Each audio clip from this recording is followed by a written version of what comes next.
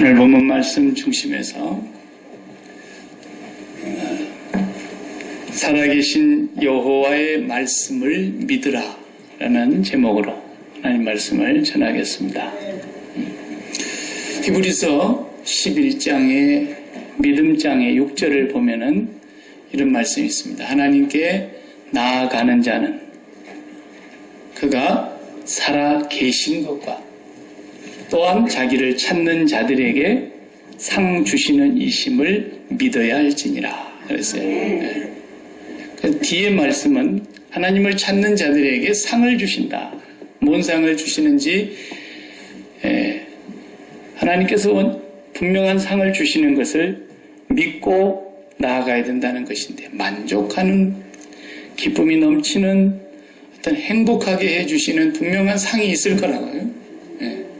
그걸 믿고 나아가야 된다. 그런데 그 앞에 말씀이 좀 이해가 안 돼요. 하나님께 나아가는 사람은 반드시 그가 계신 것과, 그래서 하나님 계심을 믿어야 된다. 명절에 할아버지 할머니 집을 찾아가는, 부모님 찾아뵈러 가는, 또 할아버지 할머니 찾아뵈러 가는 자녀들이 거기 할아버지 할머니 계신 것을 안 믿고 가는 사람이 있겠어요? 근데 왜 이런 말씀을 했겠어요? 하나님 앞에 나아가는 사람이 하나님 계심을 믿고 가야 된다라는 거예요. 그러니까 왜 이런 말씀을 하냐면, 하나님 앞에 간다는 사람들이 하나님 계심을 안 믿으니까 안 믿고 가는 거예요. 에이, 그럴 리가 있겠느냐.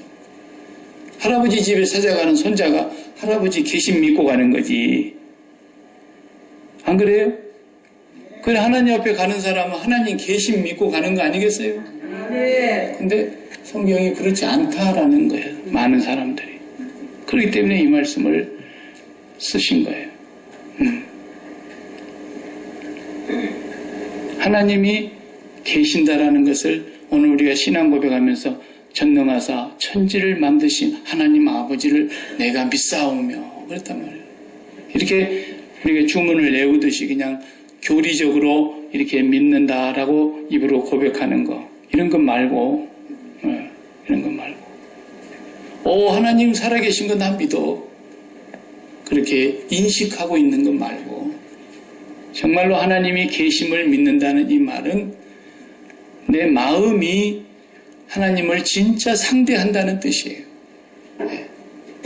오늘 제가 예배 시작에 히브리서 11장을 낭송했어요. 나타나 보이는 것은, 눈에 보이는 것은 나타난 것으로 말미암아 된 것이 아니니라 그랬어요. 그럼 무슨 말이에요? 우리가 눈으로 볼 수 있고 우리가 이 모든 것을 상대하고 살아가는 것들이 다 나타난 것으로 된 것이 아니다라는 거예요. 보이지 않는 것으로 된 거라는 거예요. 나타난 것은 전부가 다 보이지 아니하시는 분으로 말미암아 이루어진 것이다 이거예요. 그러니까 눈에 보이는 대로 상대하는 것은 하나님을 안 믿는 거라는 거예요. 눈에 보이는 것을 딱 보면서 이건 나타난 것으로 말미암아 이런 일이 생긴 게 아니라 보이지 아니하시는 분을 통해서 이 일이 생겼구나. 이걸 깨달아야 된다는 거예요. 그게 하나님 상대하는 거예요. 눈앞에 아주 못된 사람이 있어요. 그러니까 이걸 발로 탁 걷어차버리고 싶은데 이게 나타나 보이는 요것도 보이지 아니하시는 하나님으로 말미암아 있다라는 걸 알아야 된다는 거예요. 그만큼 우리가 하나님을 의식하고 사는 걸 말하는 거예요. 하나님 상대하는 걸 말하는 거예요. 다윗과 사울 왕이 우리가 앞에서 다 보고 넘어왔는데, 사울 왕은 자기 군대를 끌고 브레셋 전투에 나갔는데 오늘은 이상한 놈이 나와 있어요. 키가 그냥 7척이나 되는 게 나와 있는 거예요. 장대만한 놈이 앞에 나와가지고 호령을 하는데 다 기가 질려버렸어요. 그러니까 만군의 주 여호와 하나님이라고 자기들이 다 고백하고 알고 있잖아요.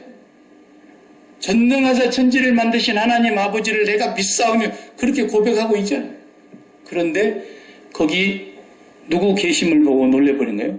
골리앗 계심을 보고 놀래버린 거예요. 예. 마음이 골리앗을 상대해버렸다고 말해요.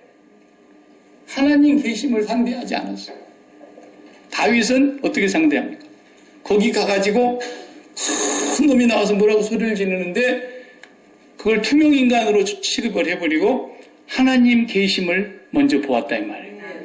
그러니까 이건 뭐 존재 자체를 인정하지 않아버린 거예요. 오늘 그 보이지 아니하시는 나타난 것은 보이는 것은 나타난 것으로 말미암아 된 것이 아니다. 그래서 하나님 아버지 앞에서 이것은 오늘 공중에 먹이, 새들의 먹이로 줘야 되겠다. 이렇게 계산이 나온 거예요. 요걸 하나님 믿는다 그러는 거예요. 그의 계심을 믿는다. 그렇게 말하는 거예요.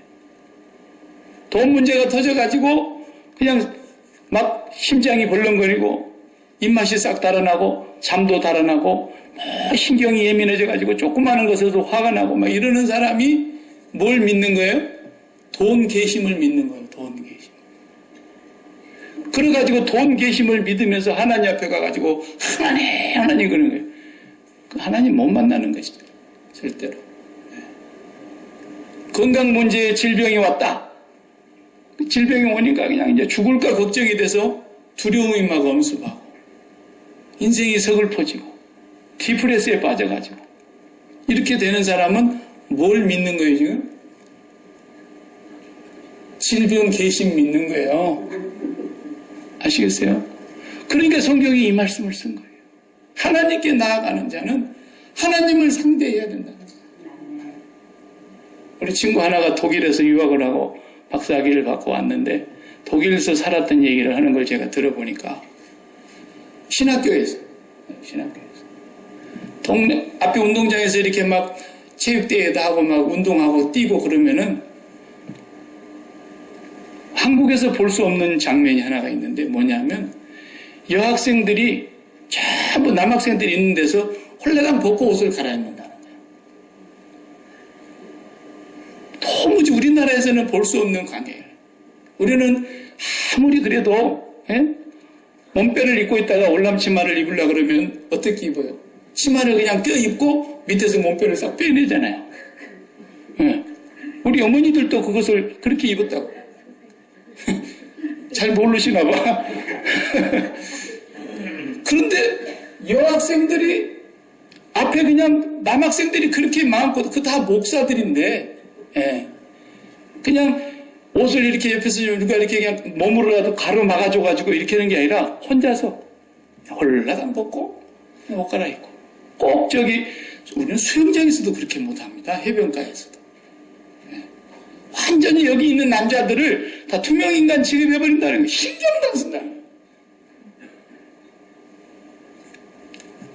그런 얘기를 하니까 생비도 보고 생디도 보고 좋았겠다. 그런 사람도 있지만은 적응이 안 되더라고요. 적응이 안 되더라고요. 무슨 얘기냐? 하나님 그러고 하나님 고백하고 나아가는데 하나님 계신다고 다 알고 있는데 하나님을 상대하는 사람은 없더라는 거예요. 전부 뭘 상대해? 돈 문제 상대하고 질병 문제 상대하고 자식 문제 상대하고 사업 문제 상대하고 눈앞에 떨어진 발등에 불 상대하지 하나님을 상대하는 사람이 없다. 전부가 다 하나님보다도 다 문제가 커. 그 증상이 뭐예요? 두렵고 염려하고 근심하고 입맛이 달아나고 잠이 안 오고 속상하고 다 그 증상이 뭐겠어요? 너무 큰 문제를 상대해서 그런 거예요. 하나님을 상대한 사람이 없더라고요. 누가 더 커요? 그런데 우리가 하나님을 상대하지 않는 증상은 뭐예요? 불안과 걱정과 근심과 디프레스에 빠진 거예요. 그러니까 문제를 만난 자기 자신을 골똘히 생각하면 제가 말했어요. 우울증 온다 그랬잖아요. 반드시 그렇게 돼 있어요.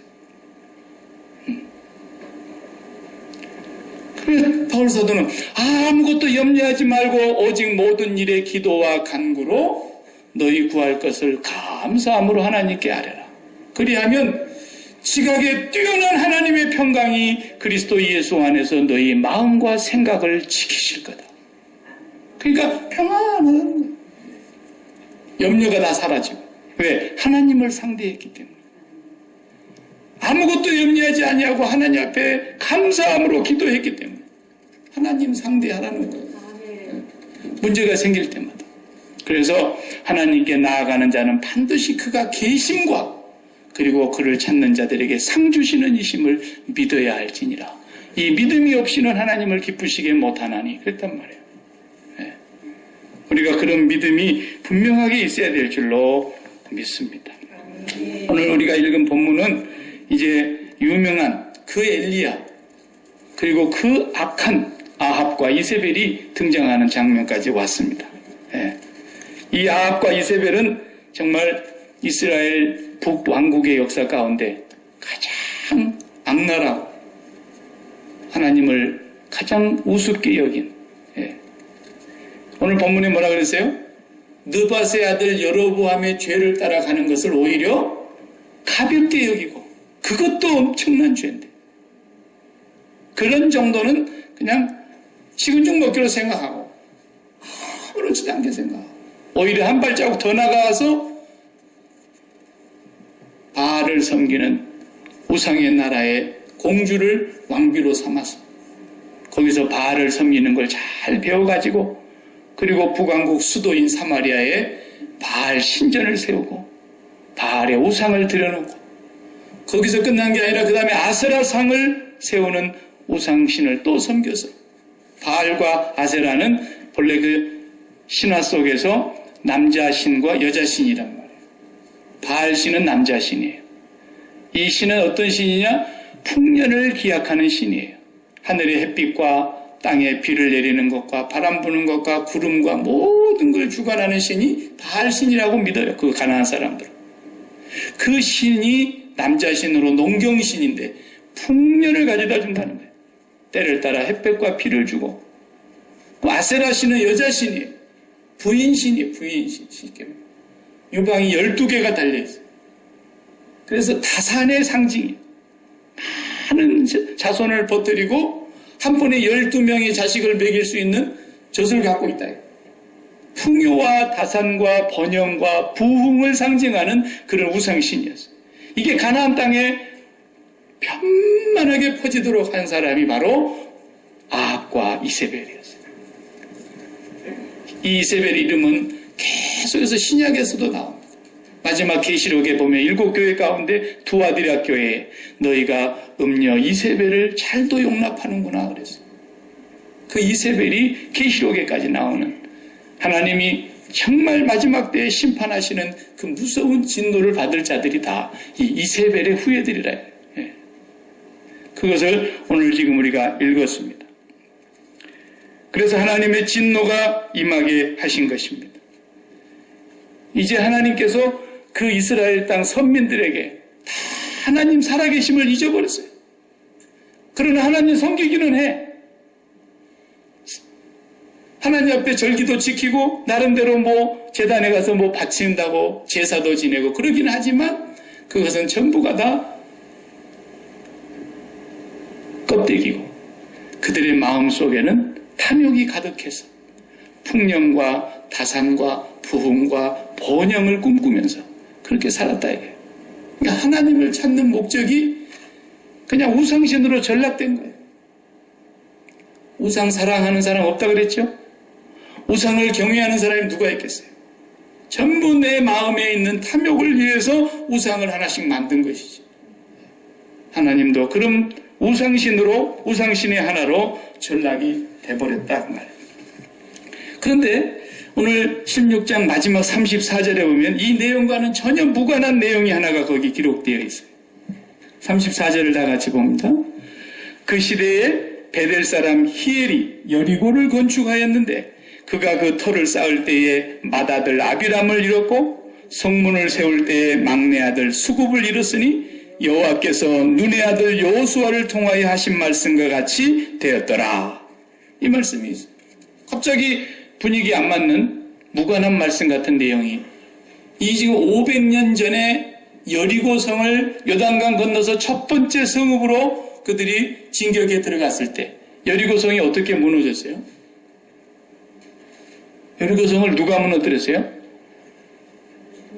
또 내가 안 그랬어요. 그러고 또 그러지 말고. 여리고성을 누가 무너뜨렸느냐? 여호와 하나님의 말씀대로 따르기 때문에 그게 무너진 거예요. 그 매일 한 바퀴씩 돌아라 그랬죠. 그리고 여리고성이 이제 7번째 날은 7바퀴를 돌았어요. 하루에. 7바퀴를 돈 날은 그날밖에 없었다 그랬어요. 그때까지 그러니까 13바퀴를 돈 거 아닙니까? 이렇게 도는 동안에 뭐라 그랬어요? 함성도 외치지 말고 입 밖에 말도 내지 말고 어떤 음성도 내지 말라 그랬어요. 여러분 이거 보통 힘든 일이 아닙니다. 매일 이거 뭐 전쟁도 아니고 이게 뭐야? 맨 앞에는 군대가 있고 그 다음에는 7 제사장이 나팔을 양각 나팔을 들고 불고 가고 있고 그 다음에는 제사장들이 여호와의 법궤를 메고 있고 그 뒤로는 또 후군이 따르고 있는데 이러고 이 대열을 진열해가지고 7바퀴를 마지막 날 돌면서 끝에 가서 내가 신호할 때 함성을 제사장의 나팔 소리와 함께 함성을 외치라고 그랬어요. 그러자 여리고성이 무너졌다 이거예요. 이 사건을 통해서 하나님께서는 하나님의 백성들이 앞으로 어떻게 살아가야 될 것인가에 대해서 그걸 보여주시는 첫 번째 싸움이었던 거예요. 가나안 땅에 들어가서 그들이 어떻게 살아야 되는가를 보여주신 하나의 그림이에요. 그게. 첫 번째 전쟁이었어요. 그리고 그 전쟁이 다 끝나고 여호수아가 뭐라 그랬어요? 희생 라합의 가정과 그 친족들과 그 집안에 속한 사람들은 다 살려내고 다 죽이고 마지막 하시는 말씀이 여호수아 6장 26절에 보면은 이 여리고성의 기초를 다시 쌓는 사람은 누구라도 그 쌓는 날 장자가 죽을 것이고 그 성을 다 쌓고 성문을 해 닫을 때에 막내가 죽을 것이다. 이렇게 선언했어요. 그리고 세월이 500년이 지났어요. 그리고 이 아합의 시기까지 왔어요. 500년 동안 아무 일이 없었던 거죠, 그동안. 근데 그때 와서 아합 때에 여리고성을 다시 쌓았어요. 시작하던 그 기초를 놓을 때 히엘이라고 하는 사람이 베델 사람 히엘이 장자를 잃었어요. 그리고 성을 다 마치고 성문을 해 닫았는데 막내를 잃었어요. 그래서 여호수아에게 하신 말씀대로 되었더라. 이게 갑자기 여기에 딱 들어와서 한 절이 있어요. 뭐 때문에 저자가 이것을 여기다 기록했겠어요? 500년이 지난 지금에 와서 여호와의 말씀을 무시하고 여호수아를 통해서 말씀하신 하나님의 그 말씀을 믿지 아니하고 살아계신 하나님을 믿지 아니하고 행한 그 사람들이 그 말씀 그대로 이루어졌다는 것을 보여주고 있는 거예요. 500년 지난 지금 여호와의 말씀은 반드시 이루어진다는 사실을 믿으라는 거예요. 하나님께 나아가는 자는 하나님 계심을 믿어야 돼요. 하나님 말씀하시는 대로 이루어진다는 걸 믿어야 돼요. 그게 하나님 믿는 거예요. 그것을 여리고성 전투할 때 처음으로 가르쳐 주신 겁니다. 아니 한바탕 해야지 이게 뭐야 도대체 매일 똑같이 걸고 말도 못하게 속이 답답한 거예요. 원망하는 사람들이 얼마나 많았겠어요. 근데 말을 못하게 하는 거예요. 또 한 바퀴 돌고 오는데 말을 못하게 하는 거예요. 사람 말 못하게 하는 것처럼 속 터지는 게 없잖아요. 말을 못하게 하는 거예요. 왜 그래? 거기에 말씀하시는 분이 계신다라는 거예요. 그분 말씀 앞에서는 다 입 다물으라는 거예요. 법궤가 지나가고 있습니다. 거기에 하나님의 말씀이 담겨져 있습니다.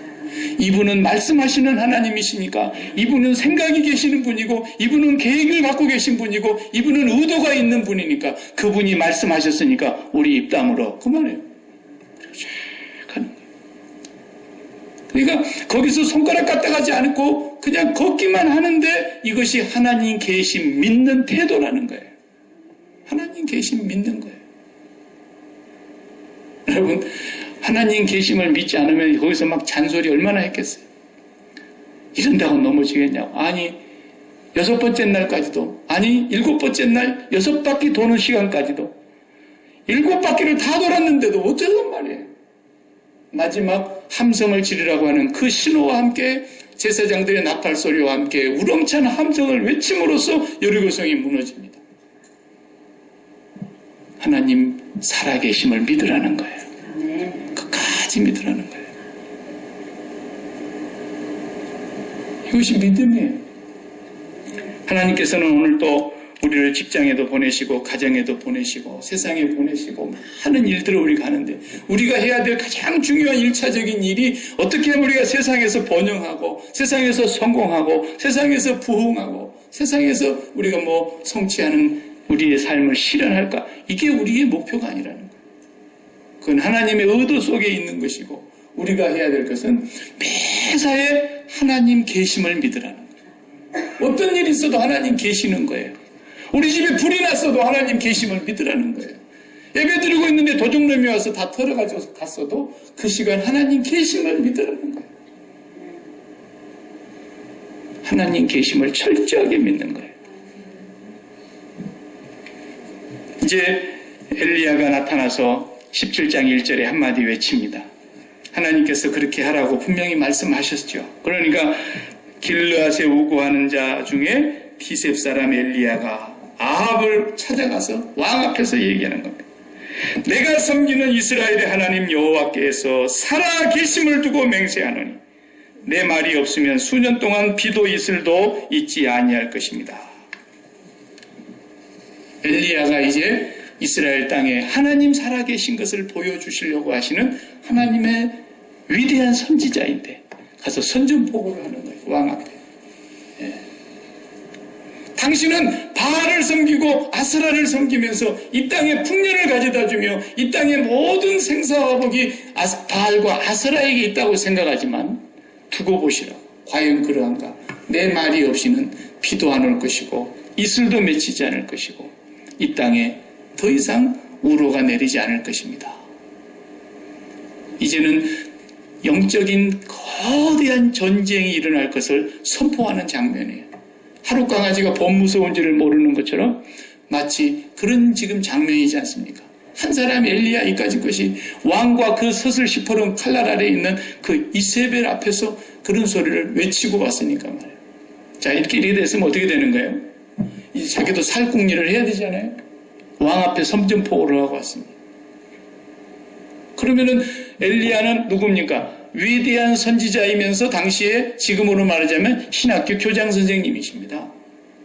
앞으로 이제 뒤에 가서 나옵니다만 신학교가 있었어요. 그 당시에. 그래서 수많은 선지자들이 그 신학교에서 교육을 받고 있었어요. 그 밑에 제자가 엘리사가 또 있었고 수많은 선지 생도들이 많이 있었어요. 그래서 그 사람들을 이제 모아가지고 우리가 이제는 아합왕과 일전을 한번 하기 위해서 준비하고 우리가 이제 정말 죽으면 죽으리라 하고 물러서지 않는 전쟁을 한번 하자. 그러면서 신학교 가가지고 생도들을 불러 모아놓고 설득하고 그들에게 용기를 불어넣고 믿음을 심고 막 이래야 되지 않겠어요? 그렇게 해도 지금 이길 겸 말까인데. 근데 하나님께서 뭐라 그러세요? 2절부터 보시면은 하나님이 너는 요단 동쪽에 저 그릿 시내가에서 거기서 몸을 숨기고 있어라. 그럼 내가 까마귀에게 명령해가지고 아침 저녁으로 먹을 것을 날아가 줄 테니까. 그리고 이제 곧 비가 오지 아니하므로 모든 시내가 말라서 다 가뭄이 시작이 될 텐데 너는 그 시내가에서 그 물을 마시면서 먹을 죽이면서 살아라.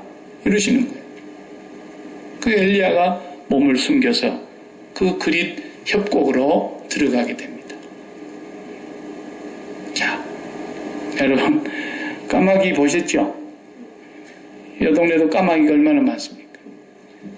이것들은 정말 먹는 것도 그렇게 개걸스럽게 먹고요. 차가 하다가 길고양이나 어디 이상한 라쿤이나 이런 거 한 마리 치워갖고 죽어가지고 있으면 그냥 그거 먹으려고 차가 하도 안 피해.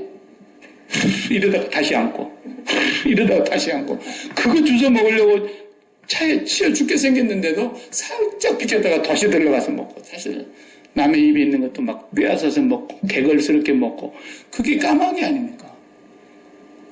아니 고기와 떡이 있으면 지가 먹을 지금 그런 동물인데 이게 이 엘리야에게 아침에 떡과 고기를 저녁에도 떡과 고기를 하루에 2끼씩 꼬박꼬박 날라다니 이게 이게요, 광야에서 40년 동안 만나를 내렸다는 얘기보다도 더 기가 막힌 얘기입니다. 까마귀가 지가 먹지. 얼마나 그게 고기를 좋아하는 짐승인데, 그 이 까마귀가 지가 안 먹고, 그걸 계속 물어다가 날라줬다는 건, 이건 기적 중에 기적이죠. 네. 이제부터서 엘리야라고 하는 한 선지자, 이 사람도 사람이니까. 아무리 위대한 선지자 할지라도 이제부터 영적 전쟁이 시작이 되는데 어마어마한 전쟁이 이제는 시작될 이 즈음에 전쟁을 준비하는 걸 뭘 준비하느냐? 네가 가만히 거기 숨어 있어. 내가 가랄 때까지 거기 가만히 있고 내가 먹을 거 다 책임질 테니까 까마귀가 보내줄 거야. 네. 엘리야를 먼저 훈련시키는 거예요, 지금. 우리가 나중에 로마서에서도 엘리야의 시대의 얘기가 나오지 않습니까? 바알에게 무릎 꿇지 아니한 7,000명. 그 남겨두신 하나님의 백성이 있었던 것처럼. 나중에 뒤에 가보면 엘리야도 사람이니까 너무 지쳐서 이 영적인 전투에서 그냥 너무너무 지쳐가지고 하나님 나 죽여주세요. 지금 불러가 주세요. 이제는 사는 것이 너무 괴롭습니다. 이만하면 족합니다. 이렇게 막 하나님 앞에 와서 한탄하잖아요. 이 위대한 선지자라도. 그러니까 하나님은 이 선지자가 지금 중요한 거예요. 이 사람을 훈련시키는 거예요. 하나님의 백성들이 중요하다라는 거예요. 여기서 하나님이 훈련시키는데 뭘 훈련시키느냐? 내가 살아있다는 걸 네가 믿어야 된다. 아무리 흉년이 와도 먹을 것이 없고 마실 물이 없어도 너 하나 걱정하지 마라. 내가 까마귀를 보내서 먹일 테니까. 엘리야를 먼저 훈련을 단단히 시키고 있는 거예요. 살아계신 믿으라는 거예요. 이것만 믿으면 되는 거죠. 여호수아 보고 뭐라 그랬어요? 군대를 재정비해라. 전열을 가다듬고 용맹한 장수들을 앞에 세우고 군사들이 사기가 떨어지지 않도록 북돋아라. 그런 말 한마디를 합니까? 말도 안 되는 전략을 얘기하잖아요. 네 종 모세와 함께 있었던 것처럼 내가 너와 함께 있을 것이니까 너는 율법을 좌우로 주야로 묵상하면서 좌로나 우로나 치우치지 말고 두려워하지 마라. 네가 어디로 가든지 너와 함께 있을 것이고 네가 형통하리라 그랬어요. 이게 무슨 전쟁 준비입니까? 이런 게. 군대를 훈련시켜야지. 그건 뭐예요? 여호와의 살아계심을 믿고 그분이 하신 말씀대로 된다는 걸 믿으라라는 거예요. 이게 믿음이에요. 우리가 무슨 일을 부산히 열심히 한다고 해서 하나님 일하는 게 아닙니다.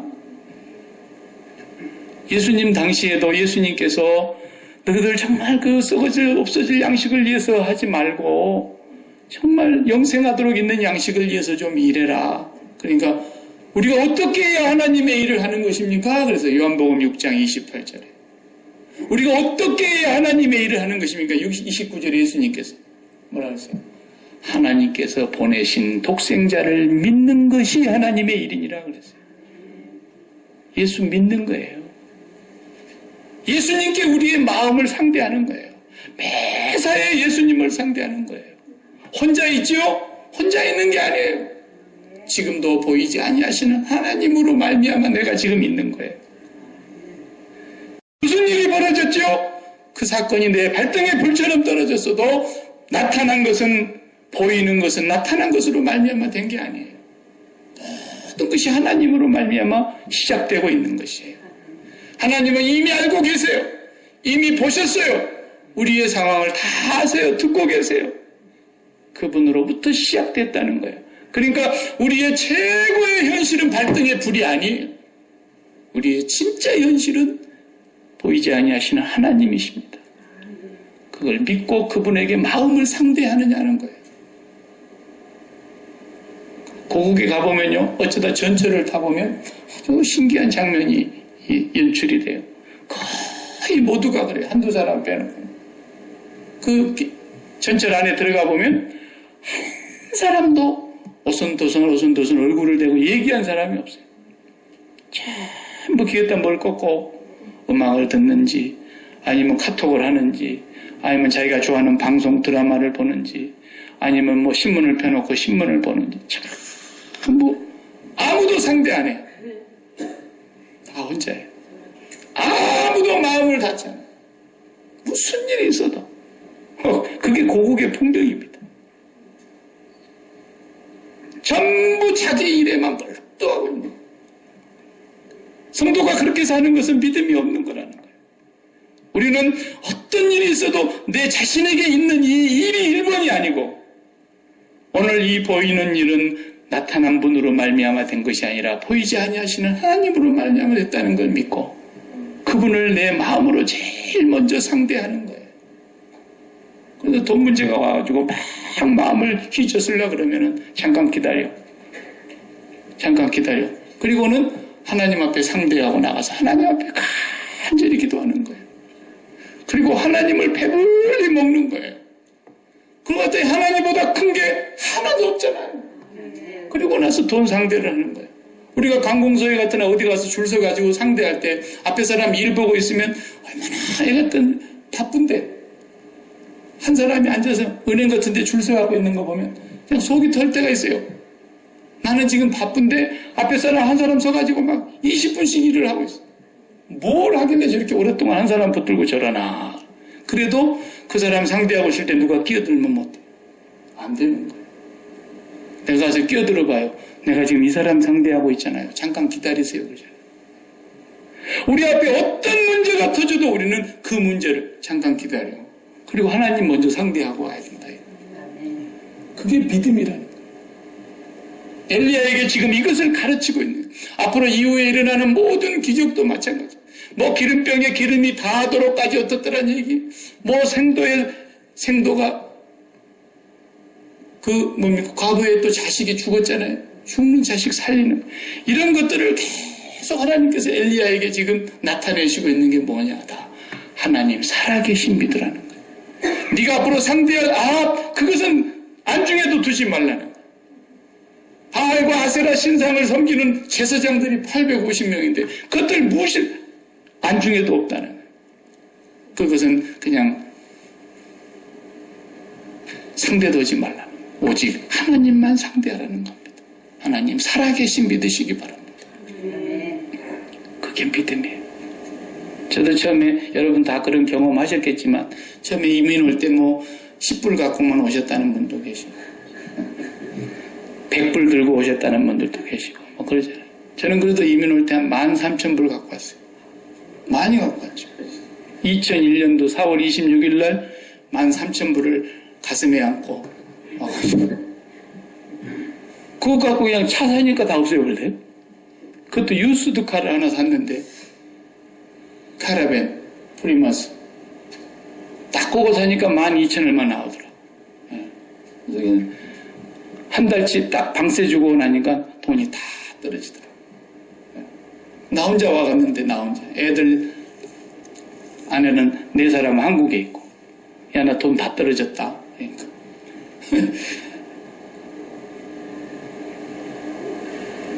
근데 한국에 있으면 그럴 일이 없잖아요. 뭐 교회도 괜찮고 먹고 살 일이 뭐 그렇게 문제가 되는 일은 한 번도 없었는데 외국에 나오니까 정말 먹고 사는 문제도만요. 교회가 한 10명 남짓 모이는데 뭐 사례비를 줄 수 있는 교회가 아니니까 어떻게든지 나 혼자 이걸 해결해야 되는데 한 달 반 뒤에 가족이 다 들어왔는데 4 식구 더 들어오니까 5명이 돼가지고 야 이거 먹고 사는 문제가 심각하구나. 최고로 싼 집을 가보자. 최고로 싼 집을 갔는데 780불.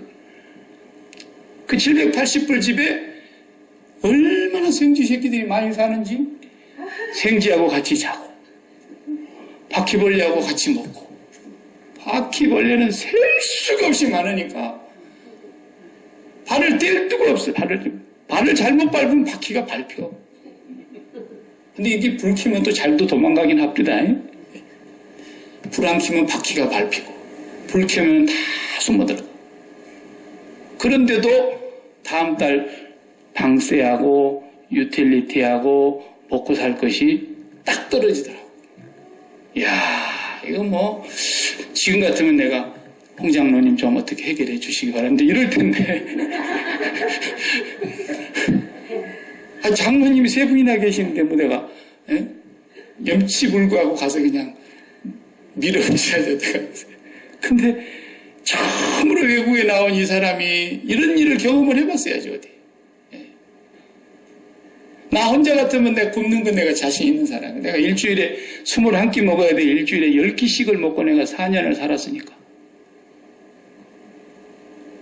근데 뭐 새끼들까지 데려다 놓고 무슨 또 그럴 일을 또 뭐해.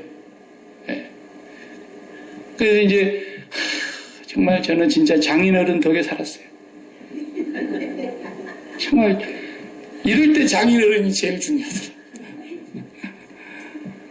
그 장인어른의 막내딸을 또 어떻게 내가 가서 돈 벌어라 할 수도 없고, 새끼들이 그냥 얼망졸망 세 놈이나 그냥 유치원 가 끝나고 온 놈 하나, 3학년 마치고 온 놈 하나, 4학년 마치고 온 놈 하나, 그걸 놔두고 돈 벌어갖고 그럴 수도 없고, 그렇다고 또 내가 투잡을 뗄까? 될 생각이 다 들지 않겠어요? 근데 하나님 앞에 제가 결단한 게 있었어요. 하나님이 굶기시면 그냥 굶자. 우리 선배들은 정말 다 60, 70년대 목회하신 선배들은 전부 인사말이 요즘 어떻게 지내? 그러면 까마귀가 물어다준 거 먹고 살아고 다 그렇게 대답했어요. 그때는. 엘리야 때 얘기를 했던 거예요. 먹을 게 없었으니까. 그런데도 그 사람들은 죽게 하는 살기로 복음만을 위해서 살았던 거예요. 우리는 얼마나 입을 것이 많고 먹을 것이 많습니까? 주는 사람 없어도. 어쨌든가 우리는 부유한 세상에서 나와서 살잖아요. 하나님 앞에 결단했어요. 하나님 굶기시면 굶고, 하나님 먹이는 대로 먹고, 주신 대로만 먹고 살자. 근데 정말 저 사람 여기 증인이지만 한 번도 제 통장을 들여다본 적이 없어요. 볼 수가 있어야지. 나 혼자 인터넷으로만 이렇게 들여다보고 닫고 그러는데 제 밸런스가 얼마가 있는지 아무것도 몰라요. 지금도 미안한 얘기지만 우리 집사람 인터넷으로 뱅크 일 잘 안 합니다. 못합니다. 못해요. 저 혼자서 그걸 다 하는 거예요. 유틸리티 빼내고 방세 내고 그다음에 애들 먹을 거 사갖고 오고 진짜 다음 달이 딱 문제더라고요. 근데 하나님께서 그 통장을 보고 계셨던 거예요. 저하고 그분만 하시는 거예요. 20년이 넘도록 나는 고향을 떠난 지 20년이 넘어서 벌써 결혼해서 자녀가 셋이나 되고 고향 떠난 지가 20년 지났기 때문에 아무것도 모르고 살았어요. 한 번도 고향 사람들 우리 부모님 빼놓고는 내가 만난 일이 없어요.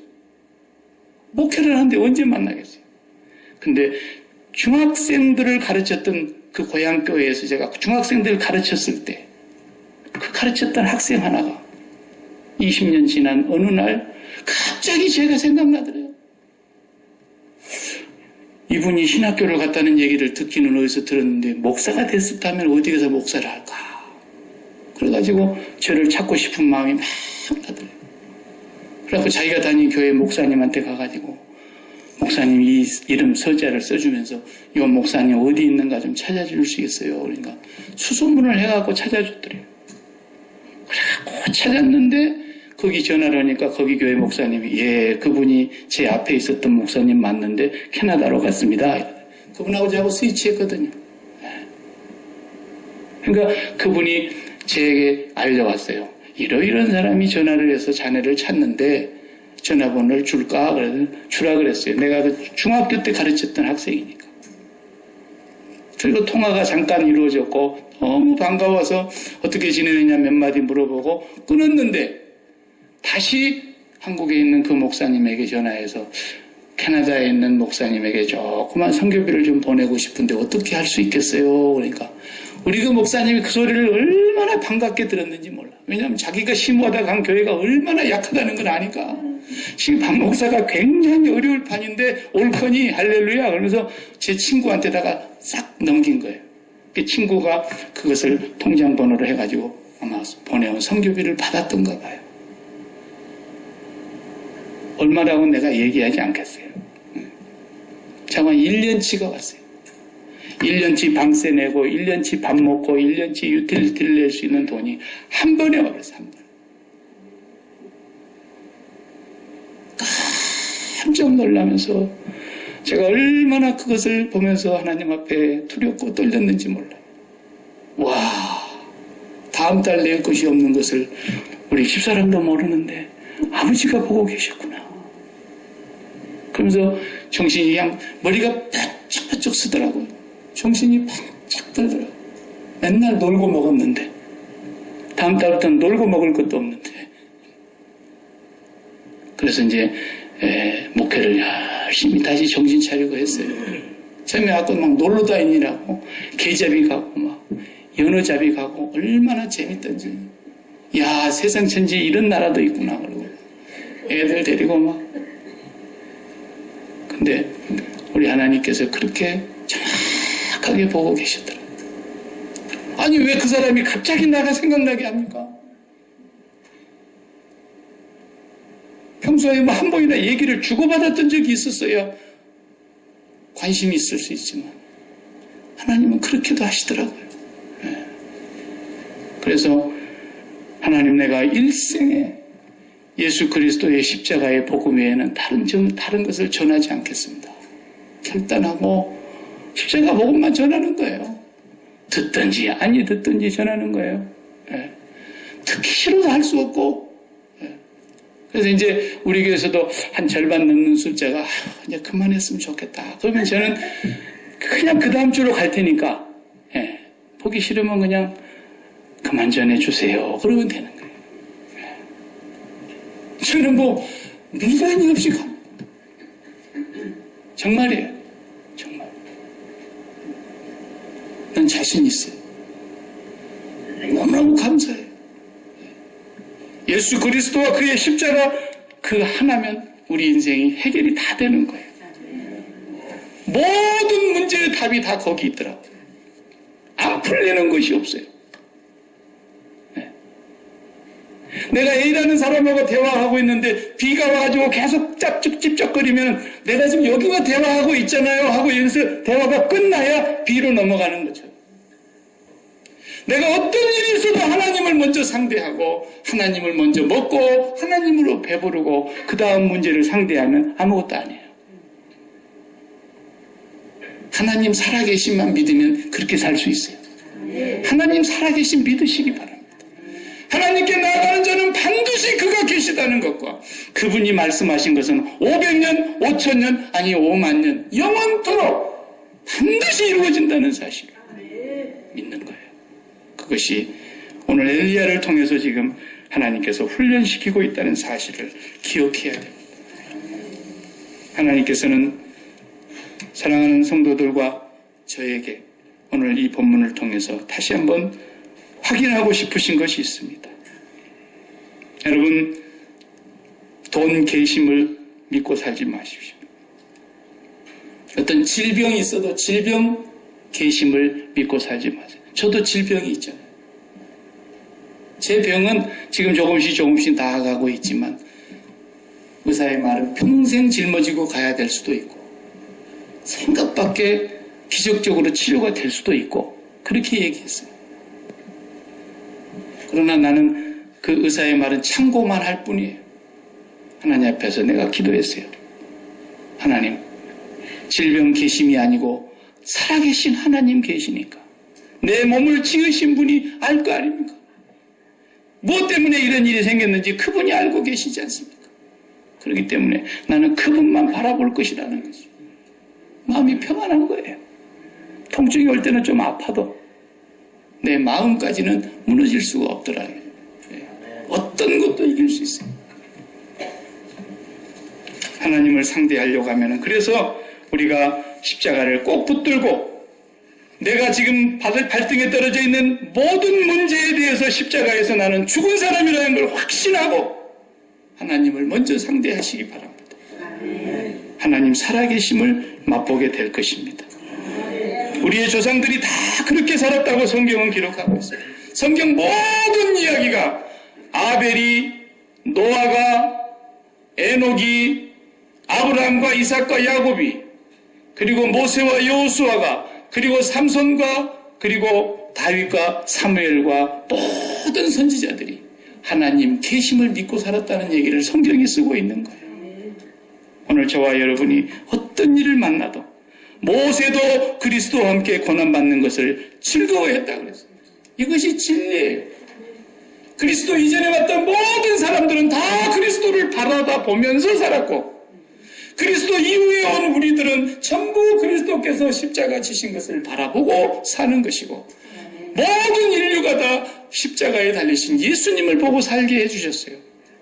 그분만 바라보고 살면 문제없어요. 하나님 살아계심을 믿는 자들, 나타난 것으로 말미암아 사는 것이 아니고 나타난 것은 보이지 않는 것으로 말미암는다는 것을 굳게 믿고, 저와 여러분이 하나님 살아계심을 믿는가 매일 확인하시기 바랍니다. 여기 와서 옷 벗고 지금 옷 갈아입을 사람 있어요? 없잖아요. 왜? 다 우리를 의식하기 때문에. 아무도 그렇게 한 사람이 없어요. 그런데 우리가 하나님을 의식하지 않고, 하나님을 전혀 의식하지 않고 산다고 한다면 하나님 안 믿는 거예요. 우리의 모든 환경을 다 무시해버리고 하나님 한 분만 마음에 닿고 의식하고 살아봐요. 우리 인생에 문제될 거 하나도 없어요. 기도하십시다. 하나님 감사합니다. 이제 아합과 이세벨의 등장과 더불어 거대한 영적인 대전투가 벌어질 이 시점에 엘리야를 하나님이 불러내시고 엘리야를 훈련시키시고 엘리야를 통해서 하나님이 살아계시다는 것을 보여주시는 이 놀라운 역사 앞에 다시 한번 저희들 이 시간 주님을 바라봅니다.